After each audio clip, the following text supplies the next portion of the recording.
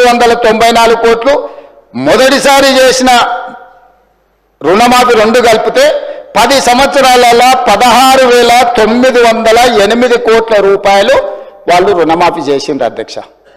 10 సంవత్సరాలు. మొదటిసారి 1,00,000, రెండవసారి 1,00,000.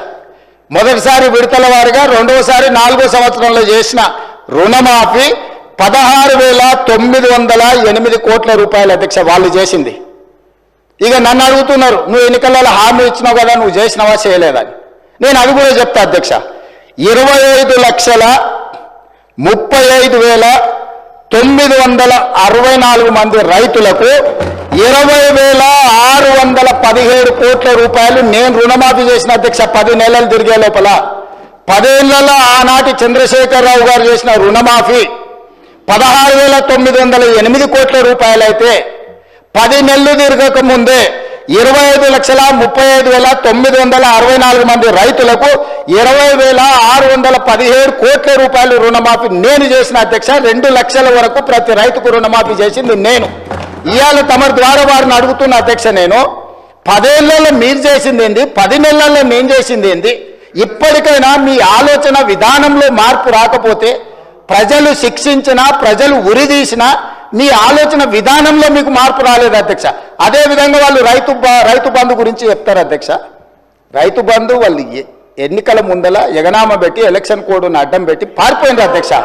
పారిపోతే ఎన్నికల కోడ్ను అడ్డం పెట్టుకొని ప్రజలకు పంగనామం పెట్టి పారిపోతే ఎన్నికల తర్వాత డిసెంబర్ 7, 2023 నాడు నేను అధికారం చేపట్టిన తర్వాత వాళ్ళు ఎగ్గొట్టిన రైతు బంధు 7,625 కోట్ల రూపాయలు నేను చెల్లించిన అధ్యక్ష.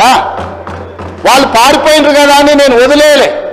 రైతుల పట్ల నాకున్న చిత్తశుద్ధి, వాళ్ళు ఇస్తామని ఎగనామం పెట్టిన రైతు బంధు పథకాన్ని కూడా నేను ముఖ్యమంత్రిగా బాధ్యత చేపట్టిన తర్వాత మా మిత్రులు బట్టి విక్రమార్క గారు ఆర్థిక మంత్రిగా, అయ్యో రైతులు మనోళ్ళు, దిగిపోయినోడు ఎట్లాగో దిగిపోయినోడి మీద మన నెపం నెట్టేసి రైతులకు అన్యాయం చేయొద్దు, ఈ రైతులను ఆదుకోవాలని 7,625 కోట్ల రూపాయలు మొదటి విడత రైతు బంధు పథకాన్ని నేను చెల్లించిన వాళ్ళు పంగనామాలు పెట్టిన రైతు బంధు అధ్యక్ష.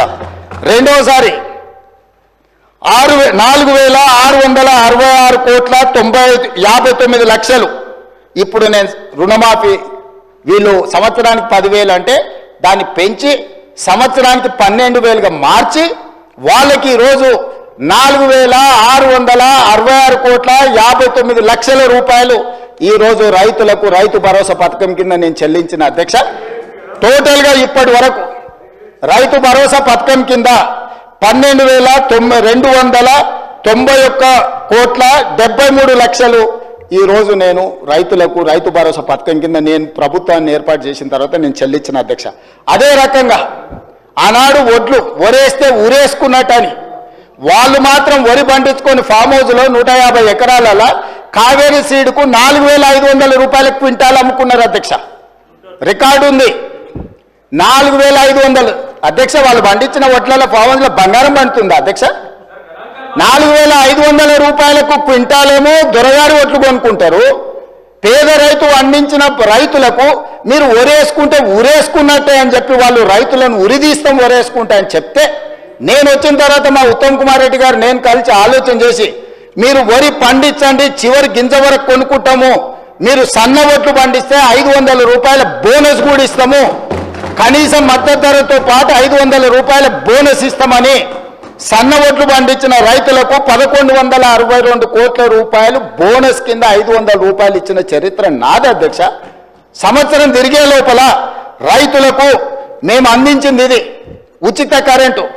ఏం సంబంధం అధ్యక్ష వాళ్ళకు ఉచిత కరెంటు? ఉచిత కరెంటును కనిపెట్టిందే కాంగ్రెస్ పార్టీ. ఈ దేశంలో కరెంటును కనిపెట్టిందే కాంగ్రెస్ పార్టీ. ఈ రాష్ట్రంలో కరెంట్ ఇచ్చిందే కాంగ్రెస్ పార్టీ. ఈ రాష్ట్రంలో రైతాంగానికి ఉచిత కరెంట్ ఇవ్వాలని అన్నదే కాంగ్రెస్ పార్టీ. కనిపెట్టిందే కాంగ్రెస్ పార్టీ. ఉచిత కరెంట్ అనే పేటెంట్ కాంగ్రెస్ పార్టీది. కరెక్ట్.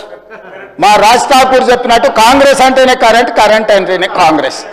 అట్లాంటి కాంగ్రెస్ పార్టీ కరెంటు మీద, ఉచిత కరెంటు మీద 29,14,692 మంది రైతులకు 15,333 కోట్ల రూపాయలు రైతులకు ఉచిత కరెంటు కోసం మా ప్రభుత్వం నిధులు వెచ్చించింది అధ్యక్ష. అదేవిధంగా రైతు బీమా మీరు అంటున్నారు, రైతు బీమా ఈ పథకాన్ని కొనసాగించినాం. 1,555 కోట్ల రూపాయలు 26,620 మంది రైతు కుటుంబాలకు ప్రీమియం చెల్లించి రైతు బీమా పథకాన్ని అమలు చేసినాం అధ్యక్ష. ఇవాళ నేను తమరిని అడుగుతున్నా అధ్యక్ష, మీరు ఎగ్గొట్టిన రైతు బంధు మేమే చెల్లిస్తుమి, మీరు ఎగ్గొట్టిన రైతు రుణమాఫీ మేమే చేస్తుమి, మీరు ఒరేసుకుంటే ఉరేసుకున్నారని మీరు చెబితే కూడా మేము ఆ వరిని ఇవ్వడమే కాకుండా 500 రూపాయల బోనస్ ఇచ్చి కొనుగోలు చేస్తుమి, ఉచిత కరెంటును కొనసాగించి 24 గంటలు ఇచ్చి 1,000 కోట్ల రూపాయలు మేమే చెల్లిస్తుమి. ఇవాళ రైతు బీమా పథకాన్ని మేమే చేస్తాం. ఎన్నికల హామీలను ఎక్కడ అమలు చేయలేదు అధ్యక్ష? మీరు 10 ఏళ్ళు చేయలేని పనులు 10 నెలల్లో మేము చేసినప్పుడు కళ్ళల్లో నిప్పులు పోసుకునే బదులు, కడుపులో కత్తులు పెట్టుకొని కౌగులించుకునే బదులు, అరే పిల్లగాడు అయినా యువకుడు అయినా బాగా చేసినవా, మంచిగా ఉంది, ఇంకా కష్టపడు, ఇంకా కొంచెం బాగా చేయని ప్రోత్సహించినట్టు మాట్లాడవచ్చు కదా ప్రతిపక్ష నాయకుడు వచ్చి. వారి వయసుకి వారి అనుభవానికి మేము గౌరవం ఇస్తామది కదా అధ్యక్ష. వారు ఒక్క రోజైనా ఒక్క మాట అయినా ఈ ప్రభుత్వం నన్ను అభినందించడం వారికి ఇష్టం లేకపోవచ్చు, ఎందుకంటే వారి కుర్చీని నేను గుంజుకున్నా కాబట్టి వారికి నా మీద కోపం ఉండొచ్చు, తప్పలేదు. కానీ ప్రభుత్వాన్ని నేను అభినందించాలి కదా అధ్యక్ష. ఇది పక్కన పెడితే వడగండ్ల వానలు గతంలో ఎన్నడూ అకాల వర్షాల వల్ల వడగండ్ల వల్ల పంట నష్టం జరిగితే ఏ రోజు ఇయ్యలే. ఈ రోజు వడగండ్ల వానతోనే అకాల వర్షాలతో పంట నష్టం జరిగితే ప్రాంతాలు పర్యటించి ఎకరాకు 10,000 రూపాయల లాగా పంట నష్ట పరిహారం మేము అందించినాం అధ్యక్ష. అట్లా కూడా రైతులను మేము ఆదుకున్నాం.